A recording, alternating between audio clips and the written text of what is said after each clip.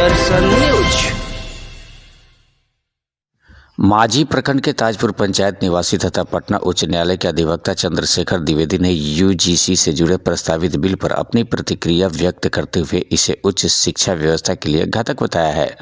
पत्रकारों के सवालों का जवाब देते हुए उन्होंने कहा कि उच्च शिक्षण संस्थानों में व्याप्त असमानता दूर करने के नाम पर केंद्र सरकार द्वारा लागू किया गया यूजीसी बिल समाज में अराजकता स्थिति उत्पन्न कर सकता है। अधिवक्ता द्विवेदी ने कहा कि दलितों और महादलितों को न्याय दिलाना निस्संदेह आवश्यक और सराहनीय है, लेकिन इसके नाम पर सवर्ण छात्र छात्राओं के साथ साथ शिक्षण संस्थानों और वहां कार्यरत कर्मचारियों के हितों पर जो कुठाराघात किया जा रहा है वह चिंताजनक है। उन्होंने इस मुद्दे पर सवर्ण जनप्रतिनिधियों को चुप्पी को दुर्भाग्यपूर्ण बताते हुए कहा कि इससे समाज में अविश्वास का माहौल बन रहा है। उन्होंने यूजीसी बिल की विभिन्न खामियों की ओर इशारा करते हुए कहा कि यह नीति संतुलन के बजाय टकराव को बढ़ावा दे सकती है, जिसका असर आने वाले समय में शिक्षा व्यवस्था और सामाजिक समरसता दोनों पर प्रभाव पड़ेगा।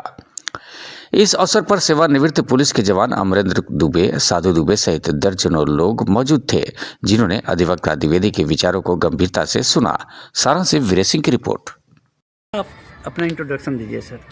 मेरा नाम चंद्रशेखर द्विवेदी हुआ।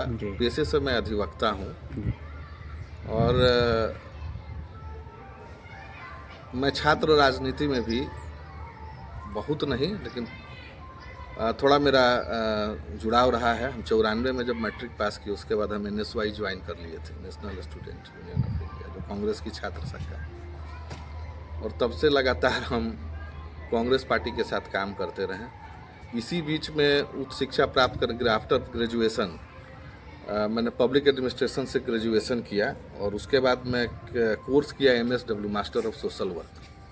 तो मास्टर ऑफ सोशल वर्क करने के बाद नेहरू युवा केंद्र संगठन की तरफ हमारा खिंचाव गया और नेहरू युवा केंद्र संगठन में हम NSB के रूप में कार्य किया, यूथ लीडर के रूप में कार्य किया और पूरे बिहार में एक प्रोजेक्ट था याप्टा, UNDP और NYKS का वो संयुक्त प्रोजेक्ट था जो HIV/AIDS पर काम करता था, ट्रैफिकिंग पर काम करता था।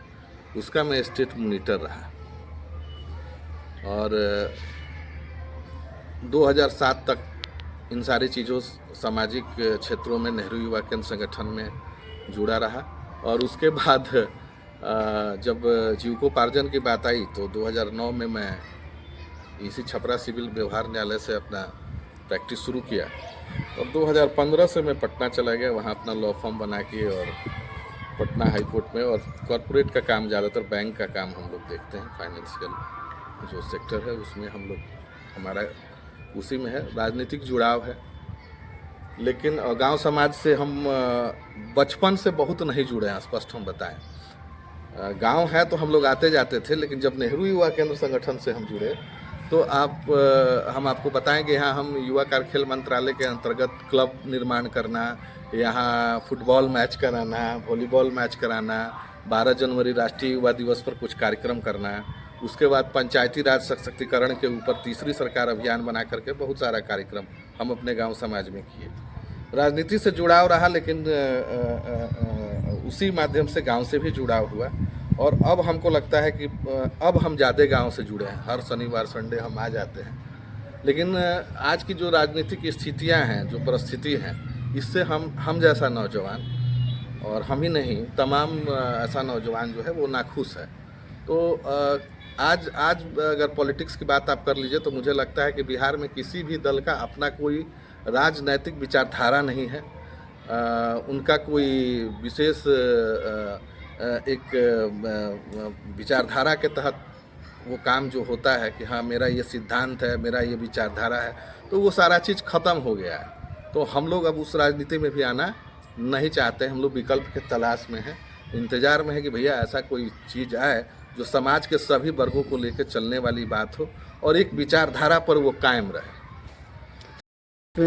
यूजीसी लेकर के स्वर्ण जाति के समुदाय के जितने भी लोग हैं सब लोग आक्रोशित हैं। इस पर सर आपको थोड़ा सा बताइए हमको। आक्रोशित होना वाजिब है, क्योंकि अब मान लीजिए कि जो छात्र नौजवान इन सारी चीज़ों पर पढ़ने के दरमियान वो ध्यान ही नहीं देते हैं कि हम किस जाति से हैं, किस धर्म से हैं, हमारे साथ पढ़ने वाला किस जाति से है, किस धर्म से है। हमको पढ़ाने वाला किस जाति से है, किस धर्म से है, उस पर उसको ध्यान नहीं दे रहा है, वो पढ़ने जा रहा है। हाँ, राजनीति में ये बातें उभर के आती हैं और सरकार की चिंता जायज़ है कि भाई जो पिछड़े समाज, पिछड़े वर्ग के लोग हैं उनके साथ किसी तरह का अन्याय ना हो और विश्वविद्यालय में समान समतामूलक शिक्षण व्यवस्था जो है, जो 2020 की शिक्षा नीति है उसके अनुरूप सबको समान अवसर मिलना चाहिए। उसके अंतर्गत अगर कोई कानून बनता है वो बनाए, लेकिन उस कानून के माध्यम से जब कुछ ऐसी बातें उभर कर सामने आती हैं जिसमें एक वर्ग के साथ आप पूरी तरह से एक तरफा बैटिंग कर रहे हैं और एक तरफ के लोगों को छोड़ दे रहे हैं, तो वो भ्रमित नौजवान हैं, वो डरे हुए हैं, वो सहमे हुए हैं। और उसमें सबसे बड़ा चीज़, इसमें बड़ा जो कानूनी प्रावधान लाया गया है कि भाई अगर आपके खिलाफ अगर किसी तरह का आरोप प्रत्यारोप आता है तो 20 दिन के अंदर उसको ये करना है, 30 दिन और 2 महीने के अंदर इसको 60 दिन के अंदर ख़त्म कर देना है। और जिस विद्यार्थी के ऊपर अगर कोई आरोप प्रत्यारोप तय हो जाता है तो वो अगर शिक्षा प्राप्त कर रहा है तो वो या कर लिया है या एग्ज़ाम देने वाला है तो उसका भविष्य ही चौपट हो जाएगा। और वही नहीं, उस छात्र नौजवान का भविष्य ही नहीं नष्ट हो रहा है, उसकी डिग्री ही नहीं छीन ली जा रही है, उसका डिग्री ही समाप्त नहीं कर दिया जा रहा है, बल्कि यूजीसी के द्वारा मान्यता दिया हुआ जो विद्यालय महाविद्यालय चल रहे हैं, उच्च शिक्षा संस्थान चल रहे हैं, उनकी भी मान्यताएं खत्म कर दी जाएंगी। तो मान लीजिए कि अगर हमारे गांव का कोई नौजवान माधो सिंह महाविद्यालय में जाकर पढ़ रहा है और वहां कोई जाकर के गलत आरोप लगा दिया, किस लिए लगा दिया कि ये लिखा हुआ है माधो सिंह महाविद्यालय, सोचिए जरा, कहीं ना कहीं पॉलिटिकल बायस्ड होकर के वो आरोप प्रत्यारोप लगा दिया, तो उस शिक्षण संस्थान का मान्यता तो रद्द होगा ही होगा, हम पढ़कर डिग्री जो लिए हैं वो भी खत्म हो जाएगा। तो वो आक्रोशित और चिंतित क्यों नहीं हो, जरा हमको बताइए। इससे बचने का सर क्या उपाय है? उससे बचने का उपाय है कि सरकार के पास जिस तरह से ये चुपके 15 जनवरी से लागू कर दिया गया और जिस तरह से जो प्रमुख विपक्षी पार्टियां हैं वो भी इसमें कंधे से कंधा मिला करके साथ चल रहा है, तो भाई इन लोगों को हमारी बात भी सुननी चाहिए। और सरकार में बैठे हुए तमाम सवर्ण समाज के जो राजनेता हैं, जो हमारी ही वोट से वो वहाँ तक पहुँचे हैं, तो उनको हमारे विषय में भी सोचना चाहिए कि उसमें जो ये मेन प्रावधान है कि अगर कोई आरोप प्रत्यारोप 2012 के नियमावली में था, इसको जो हटाया गया, इसको कम से कम आप लागू कर दीजिए कि जो अगर गलत आरोप प्रत्यारोप लगा रहा है उस पर भी दंड लगना चाहिए, उस पर भी केस मुकदमा होनी चाहिए। सर, राजनेता इसे वंचित हो रहे हैं किसी मीडिया के सामने आकर के कुछ कहने के लिए। ये इसलिए वंचित हो रहे हैं कि वो जैसे ही बात करेंगे तो वो वोट ले रहे हैं जिनका, उनको डर है, उनको डर सता रहा है कि कल से हमारा जो पिछड़ा समाज का जो वोटर है वो हमको वोट नहीं देगा। और हम आपसे बेबाकी से बात कर रहे हैं, इसलिए बात कर रहे हैं कि हमको राजनीति में अभी कोई चुनाव नहीं लड़ना है। शायद हमको भी चुनाव लड़ना होता तो हम भी झिझकते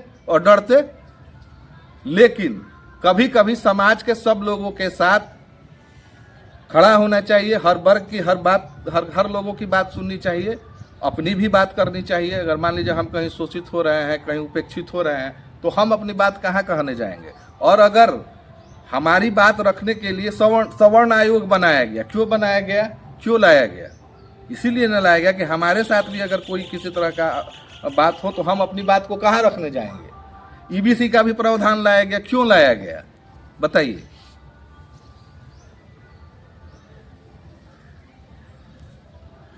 तो इसमें भी होना चाहिए, वो बात होनी चाहिए। तो सर, इसमें कांग्रेस पार्टी के जो दिग्विजय बाबू थे का उनका भी समर्थन था क्या सर यूजीसी? देखिए, ये जब ये मूलतः जो ये मामला था, ये मामला आपको सुप्रीम कोर्ट का एक निर्देश आया था, वो सुप्रीम कोर्ट का आदेश था। एक रोहित वेमुला और पायल तन्वी आत्महत्या केस पर वो डिसीजन आया था और उसमें जो है यूजीसी को यह निर्देशित किया गया था कि अगर पिछड़े समाज के या शोषित समाज के वर्ग के नौजवान और छात्रों के साथ भेदभाव हो रहा है विश्वविद्यालय कैंपस में, तो इस पर एक कड़ा कानून लाया जाए, इस पर ये गंभीरता से इस पर सोचा जाए। यूजीसी ने इस पर गंभीरता से काम करना शुरू किया और फरवरी 2025 में एक ड्राफ्ट जारी किया और ये ड्राफ्ट संसद में जब लाया गया, सबके सामने जब लाया गया, तो उस समय यह मामला जो है वो शिक्षा, महिला और युवा मामला के अस्थाई जो कमेटी है, अस्थाई जो समिति है, उसके चेयरमैन थे दिग्विजय बाबू, और दिग्विजय बाबू के पास ये भी आया मामला। तो उन्होंने उसमें 2-3 जो चीज़ें थी उस पर उन्होंने आपत्ति जाहिर किया था। उसमें एक ये जो उसमें जो कमेटी बनाने की बात हुई थी, उस कमेटी में SC ST के लोग थे और सामान्य वर्ग के लोग थे, छात्र नौजवान से लोग लेने थे, लेकिन OBC को नहीं रखा गया था। तो उन्होंने कहा कि आप OBC को भी रखिए। और एक सबसे बड़ा चीज़ है कि ये जो 12 में के कानून में जो मामला था कि भैया जो अगर गलत आरोप कोई लगा रहा है, गलत ये कर रहा है, तो उस पर भी कार्रवाई होनी चाहिए। उस कानून को भी उन्होंने उस पर ध्यान नहीं दिया, उसको भी ख़त्म करवाने की बात कही कि नहीं, ये कड़ा के उस पर जो भी आरोप प्रत्यारोप लगाए वो तुरंत इस पर कार्रवाई होना चाहिए और ये होना चाहिए। तो कहीं ना कहीं उस समय वो चाहते कि नहीं, सवर्ण समाज के लोगों के भी हित में हमको बात रखना चाहिए था, तो उस कानून को तो कम से कम अगर नहीं था तो लाना था। उस ड्राफ्ट में तो उनको दिखा होगा ना कि ये जो 12 में ये था कि अगर कोई गलत आरोप प्रत्यारोप लगा रहा है तो उस पर भी कार्रवाई होनी चाहिए, उसकी जांच होनी चाहिए अगर मामला आता है। तो भाई इसको आप क्यों हटा रहे हैं? अगर सरकार ने नहीं हटाया होगा, तो उस समय नहीं था, तो उनको उसको जुड़वाना चाहिए था। Thank you sir.